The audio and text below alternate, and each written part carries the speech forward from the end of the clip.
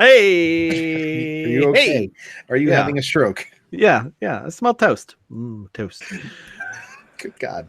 Hey, everybody. Hi, guys. Welcome to the Patreon Yes. edition. Thank you for your patronage. Yes, your patrons are wonderful, and we appreciate you. And we did a lot of wrestling talk on the free app this week. So this being Comic-Con weekend, and Marvel having their huge presentation Saturday night with just bomb after bomb dropped on us. They really went all fucking in, and we are super excited. So we have to talk about it. Yeah, we just got basically the entire phase 4, although I feel like there's still more that they haven't shown their hand for. We got basically the entire phase 4 announcement, just bomb after bomb after bomb after bomb. What order should I do it in? The order they announced it, the order that they're all coming out? I guess we should do it in the order they're coming out. Okay, let me get that listing. I think I saved the photo of it because it was so exciting. A lot of great stuff coming. So it's really the next 2 years. So it's 2020 and 2021, and this is both film and a lot of it is Disney Plus stuff because they're really going all in on Disney Plus. So the next thing we have to expect will be coming May 1st of 2020, which is the already begun filming Black Widow film. So ScarJo obviously will be in this despite her demise in Endgame. But the trick of it is it's going to go back in time. It's taking place after Civil War, from what I read. And the most exciting part of it is that we're getting fucking Taskmaster. Yeah, Taskmaster is going to be the main villain, and it looks like we're also getting the other Black Widow, the blonde one, and it's going to be played by Florence Pugh, who you and I both just recently saw play WWE's Paige in Fighting for My Family. So that's interesting. David Harbour's going to be in there also. Sounds like he's playing oh god, what is the character's name? The Red something. We were definitely getting into the Red Guardian is the name of the character. Not Crimson Dynamo. That's a different guy. No. Basically it's the Russian version of Captain America. All right. So we're definitely getting into obscure pieces of the Marvel universe. Not a big shock there, but I mean, it's about time that they do a standalone Black Widow movie. And I think the thing that had me most excited was they showed a clip of the movie. It was it's basically the first scene where Black Widow meets with the other Black Widow, Yelena, which is the Florence Pugh played character. Apparently they just have like a Bourne Identity style throwdown. So yeah, give me another like Winter Soldier-esque action movie. I'm in. That's the thing. Like, I love that we're getting Eternals, and I love that we have huge universe-spanning epics. But I also really enjoy the smaller scale, hand-to-hand sort of kick-ass fighting scenes happening and stuff like that. So yeah, I'm big fan of ScarJo and her skin tight leather, and Florence Pugh is no slouch either. You can see her boobies in that Netflix film with Chris Pine about the Braveheart stuff. Okay, good to know. So good stuff there. MrSkin.com. Black Widow, that's the next one we're getting in May. So that's a good 10 months away that we have to wait, which that's always the hardest part for these things with their spacing out of films. Look, we got Endgame coming home, so we get to watch and rewatch that. We got Star Wars coming. We got The Mandalorian coming, and we got Cats. So I think we'll be pretty filled with entertainment between now and then. I can't bring myself to watch the trailer. You have to. It's a nightmare. It looks so fucking creepy. It is. It's so bad. Like, I just want Titus Andromedon from Kimmy Schmidt doing Cats. Like, I would have rather seen a big screen adaptation of that than whatever freaky CG furry thing they're doing here. Like, I mean, hey, I'm happy for all the furries out there finally getting represented. I don't know, man. I think there's a bunch of furries who are reconsidering their entire interest right now. What? This is what I've been doing? This is wrong. They've yucked a yum for an entire generation. So God hates furries. No. Yeah, it's just fucking weird. So after that, in fall of 2020, we're getting our first Disney Plus program with The Falcon and Winter Soldier and The Winter Soldier.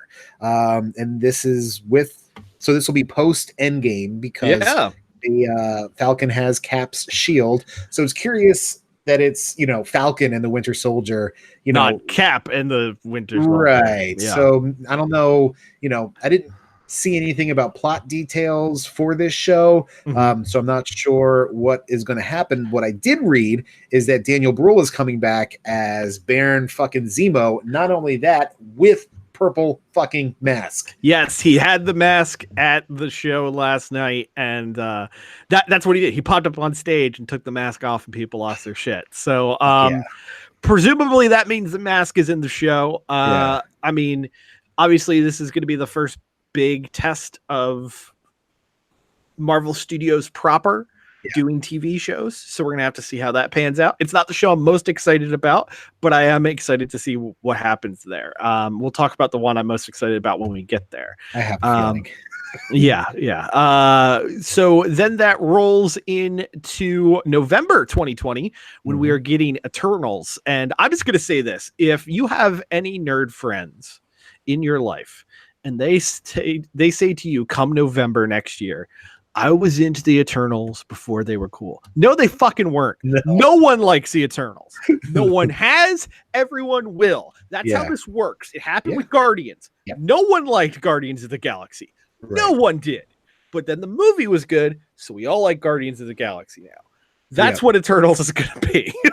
You're 100% correct. And Angelina Jolie is confirmed and will be in there. And fucking Kumail Nanjiani is in there, which is fucking awesome because I love Kumail. And there were a couple other names announced as well for Eternals playing characters who I have no idea who the fuck they are. Salma Hayek's going to be in there.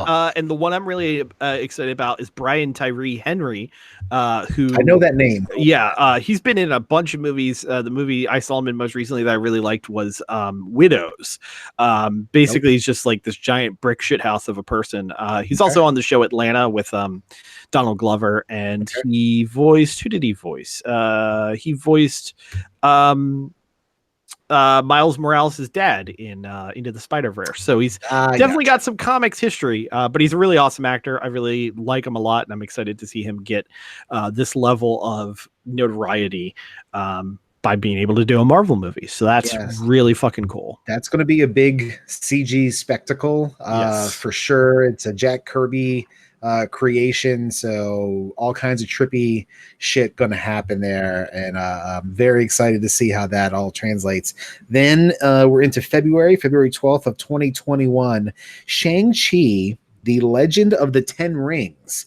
So not only is it confirmed that we're getting the Shang-Chi movie, which was pretty much unofficially already happening, but they're tying it into the Ten Rings organization, and we're getting the quote-unquote real Mandarin here. So it's fully ingrained within MCU, going back to Iron Man 1 with the Ten Rings thing. So I wouldn't be shocked if Ben Kingsley pops up in this motherfucker as Trevor Slattery, and I hope he does. Yes. One note that came out post Comic-Con that I think is really entertaining is the lead character is being played by an Asian actor named Simu Liu. I'm not familiar with him or his work, but the bit that is worth noting is when word was coming out about Shang-Chi, he tweeted back in December, and I quote, "Okay, Marvel, are we going to talk or what? Hashtag Shang-Chi." And so he tweeted after the panel last night, "Thanks for getting back to me." Fantastic. I like to think he tweeted himself into a gig here. I love to think that that's what's happened. And you know what? I don't know anything about the character Shang-Chi. Look, we're getting into deep territory here. Someone is telling you, I liked Shang-Chi before he was cool. The fuck you did. Like Iron Fist, I knew some shit about. Shang-Chi, I know dick all about. No. Basically he's a less but not by much problematic version of Iron Fist. Okay, and actually played by an Asian dude, which helps. Yeah, as exactly. Well. Like I said, less but not by much because he's basically just Bruce Lee. Like, I mean, okay, so he has no powers. He's just well, they kind of gave him Iron Fisty powers at a point. We'll see what they end up doing with him here. Gotcha. Because it's definitely going to be kind of a whole cloth resurgence of the character. Okay, all right. I'm really the Mandarin tie-in here has really got me intrigued because I believe I'm in the minority of people who really enjoyed the Mandarin twist in Iron Man 3. I'm with you there. And Iron Man 3 as a whole, I really enjoyed. So Shane Black for life. Maybe not the Predator, but yeah. but yeah, so excited for that. Then in spring of 2021, WandaVision is coming to Disney Plus. So not sure when this is taking place, although apparently what happens on this Disney Plus show leads into the next movie, May 7th, 2001, Doctor Strange and the Multiverse of Madness. Yeah. And Wanda will be in that. Before we talk about in the Multiverse of Madness, which is an incredible title, something worth noting about WandaVision, besides involving both Wanda Maximoff and Vision, we're getting a grown-up version of Monica Rambeau from Captain Marvel. Yeah. And she's actually been that character has been a Captain Marvel in the past. Right. So I'm not sure what's going to happen there. It says the plot takes place following Avengers Endgame, leading into Doctor Strange in the Multiverse of Madness. So interesting turn of events for that one. I know nothing about what it's going to be. Yeah, I wouldn't be surprised if it's some kind of Wanda trying to do some witchery to bring Vision back, and maybe she does somehow and then unleashes the opening of the multiverse, which then leads into the Doctor Strange sequel, which just the fact that the word multiverse is in a title for a Marvel film is very, very exciting, and it kind of I guess telegraphs maybe some initial plans they have to bring in a famous family of 4 and some mutated non-humans into the MCU proper. But the word multiverse first dropped in Spider-Man Far From Home, and then we're really leaning into it here. But Cumberbatch obviously coming back as Doc, and Scott Derrickson, who directed the first Doctor Strange, coming back to direct the second. So I imagine Wong is along for the ride as well, because I love me some fucking Wong. And I imagine Mordo as well, because they teased him as a villain in the last one. Now Derrickson, he has a history of directing horror films, and he had made it very clear that Doctor Strange and the Multiverse of Madness will be the first quote-unquote scary MCU film. Yeah. So interesting to see what direction that could go in. I mean, really the thing that has always made the MCU work as strongly as it has been their ability to take these known properties and sort of apply them to different types of films, whether heist movies with Ant-Man, or over the top comedies with Guardians of the Galaxy, or political thrillers, or exactly. So now we're getting a Marvel horror film, which could be really, really cool. Yeah, that's definitely something that I think New Mutants was kind of pegged to be the first type of comic book horror movie, but that's been in developmental reshoot hell and clearly is not a part of the MCU proper. So I'm very interested to see how that all plays out. So that's May of 2021. Then in spring of 2021, we're getting on Disney Plus Loki. Yes. Which is following the Loki that we see in Endgame, who takes the Tesseract and rolls out. So this is going to be the kind of Quantum Leap-esque sort of Loki show with Tom Hiddleston. I'm not sure if they announced anybody else who's going to be. I don't think they announced anyone else. Quantum Leap, good comparison. I've also heard it basically called Loki Gump, in so much as much like Forrest Gump. Loki's gonna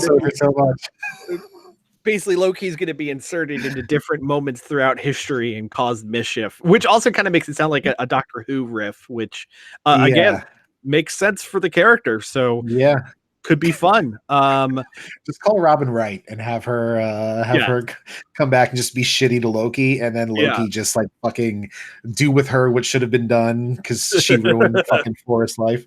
Yes, she did.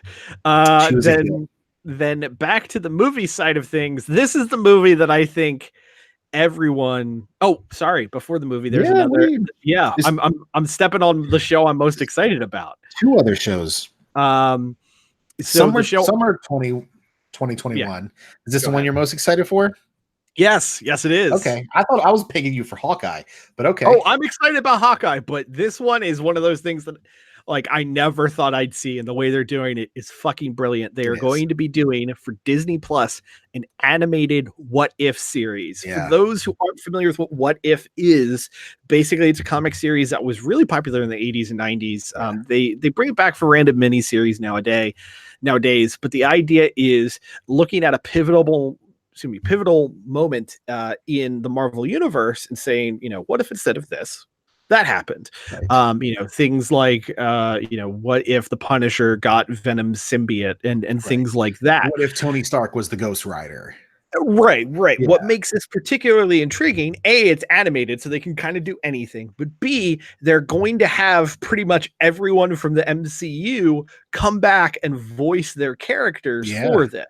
And in a brilliant choice of casting, Jeffrey Wright from Westworld and billions of other movies is going to be voicing the Watcher as kind of like our Rod Sterling of the series. Yeah, I love that casting so much. His voice and timbre is so perfect for this sort of thing. And I think one of the first ones they announced that they were going to be doing is what if Peggy Carter took the super soldier serum. So, and like you said, everybody is coming back.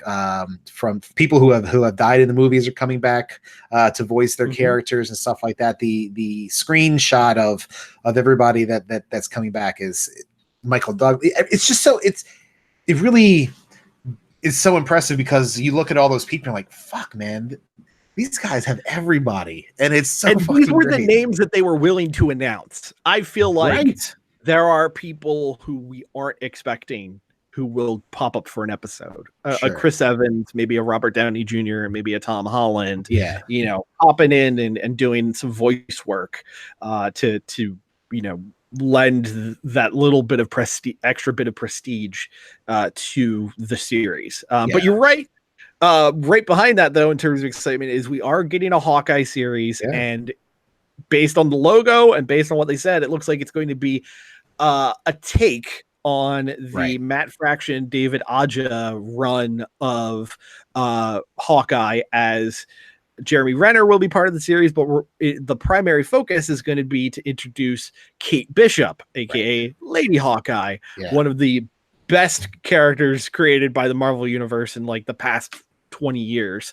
I really hope it hits that street level, grounded, sarcastic, sardonic, ridiculous feel that the Fraction run of Hawkeye had. Really one of the best comic books I've ever read.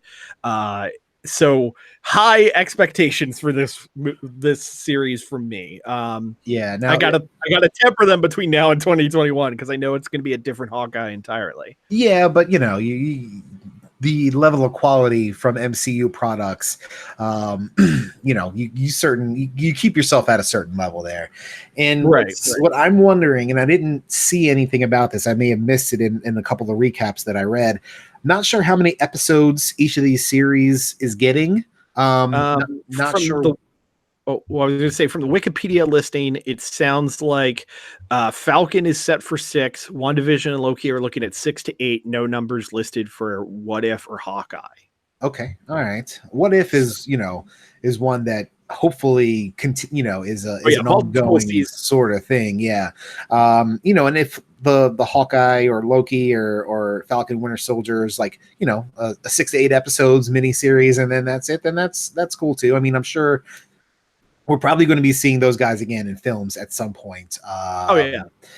But yeah, that's it for the Phase 4 on the TV thing, and then they announced a couple others. November 2021, as was announced earlier in the week, that Taika Waititi would be coming back to direct a fourth Thor movie. Shockingly enough, we got not only the title, which is amazing and a fucking half, but cast and plot info. So it's November 5th, 2021, Thor, Love and Thunder.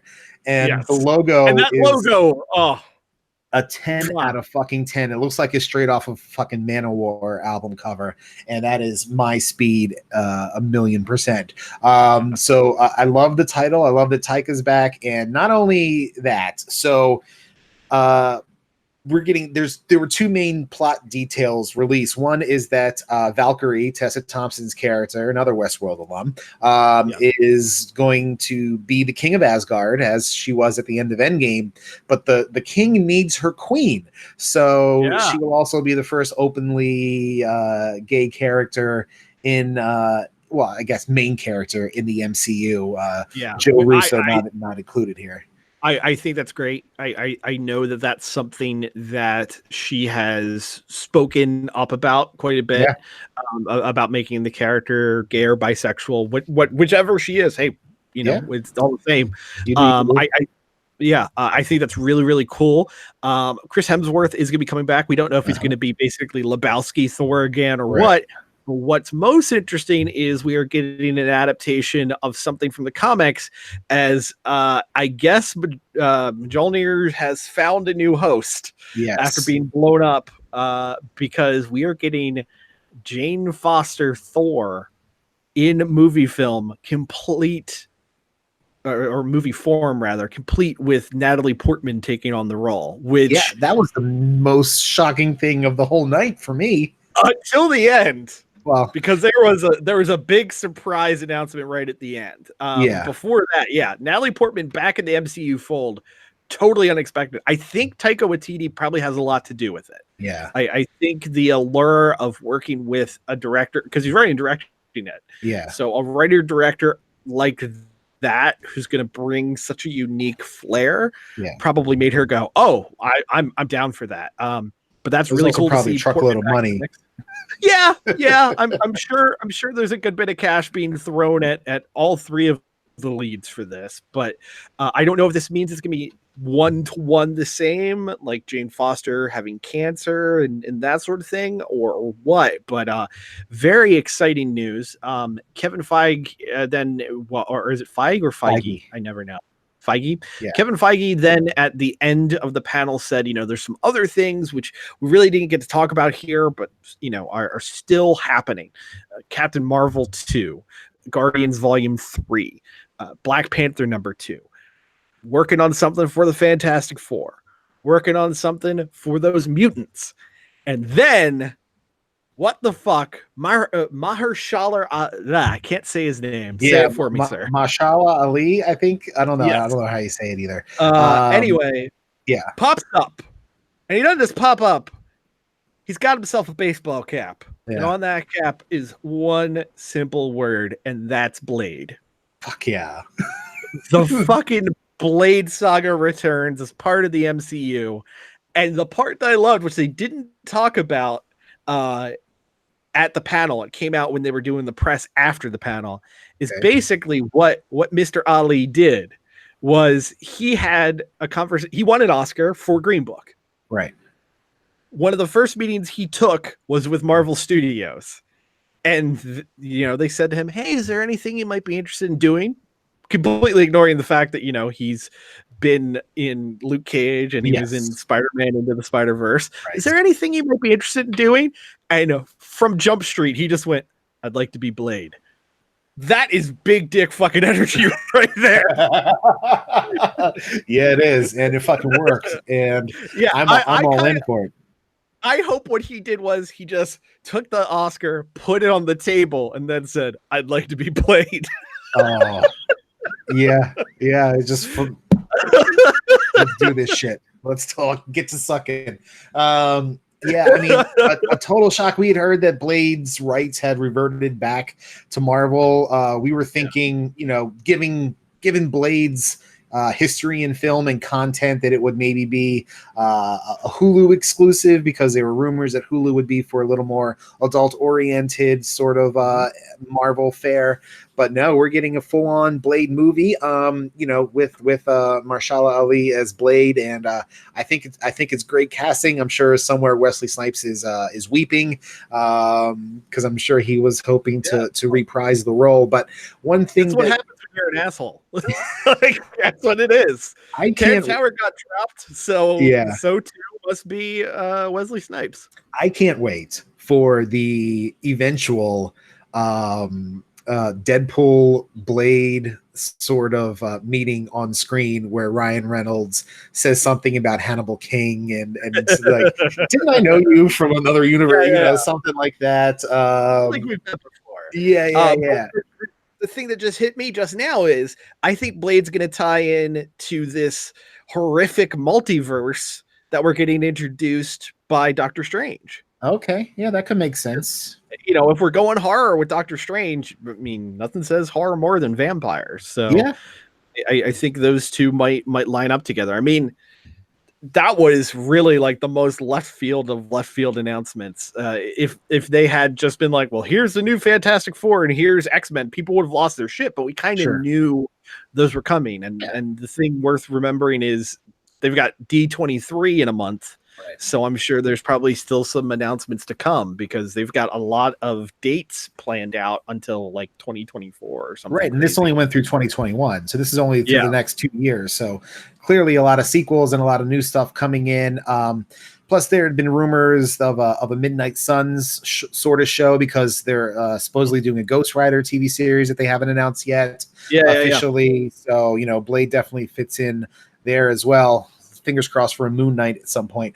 But oh man, I would love Moon Knight. But yeah, that was all the big bombshells from Hall H last night. It was a very crazy 2-hour presentation that I was following on Twitter, and they're Endgame left a lot of things open and in the air, and curious as to what the next big overarching theme is going to be, and we don't really know. Yeah, there's now some balls in the air. What really ties everything together? Yeah, we now have the Kree Skrull stuff going on. We have multiverse stuff going on. We've got monsters and ghouls and things going on in space. Like they could do pretty much anything from here. And I think it's interesting to see over the course of these movies, over the course of these shows, what type of groundwork gets laid. I mean, that's where we're at now.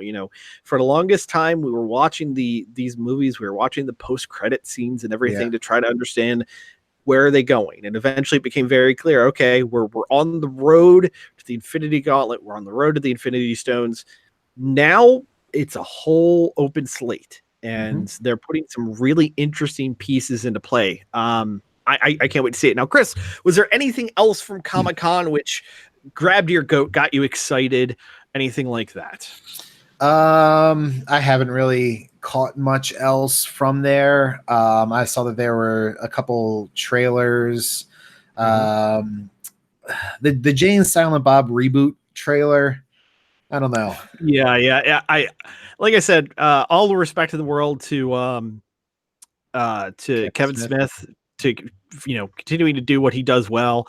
But it kind of feels like just a retread of Jay and Silent Bob Strike Back. But I mean, I might watch it for nostalgia's sake. I'm not falling all over myself for it. Really, the news that surprised me. Now, there were some good trailers. Westworld Season 3 looks good. The Watchmen show looks shockingly good. The Watchmen trailer out? Yes. Highly recommend you check that out. Right.